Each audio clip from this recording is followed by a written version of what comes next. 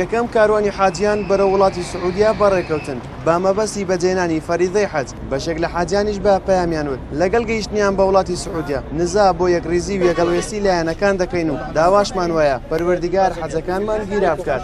دوعای دەکەم لە ئەو کوردستانی سەرکەوی ئینشاءالله. یەکەم دوعای دەکەین لە کوردستان، دوم لە خۆم و لە هەموو خزم و کەس و دۆست و برادەر و لۆ هەموو کوردستان ئینشاءالله دوعای دەکەین. پیاوەکەمە تەنخۆشکەت نەهاتۆم زۆر بە تەنیا دەچم و هەندم کەیفاتیان لە خەنی خۆشیان پێم عاردی ناکەوێت.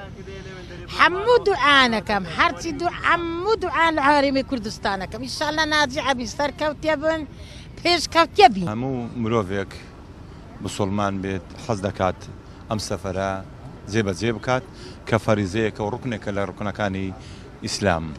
ئێمەش وەکو مسلمانانی هەموو دنیا مسلمانانی هەرێمی کوردستان ئەمڕۆ بەرەو مەکە و مەدینە دەڕۆین و لەوێش دوعای خێر دەکەین بۆ خەڵکی کوردستان و ئینشاءالله کوردستانیش دەبێتە دەوڵەت وەکو وڵاتانی تر.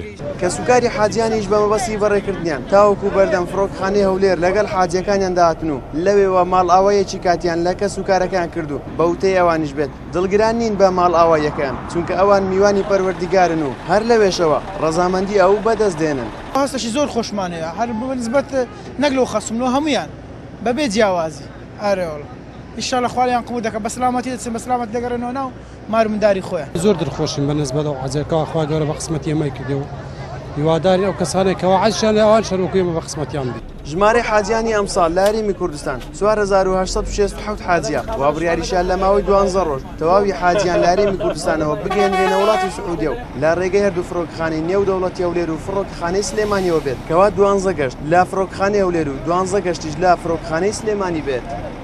یەکەم کاروانی حاجیان لە شاری هەولێر بەرەو عەرەبستانی سعودیا بەڕێکەوتن و بڕیاریشیان لە ماوەی تەنها 12 ڕۆژ سەرجەم حاجیانی تری هەرێمی کوردستان بگەنە وڵاتی سعودیا. زریان سدیق کەناڵی ئاسمانی پەیام هەولێر.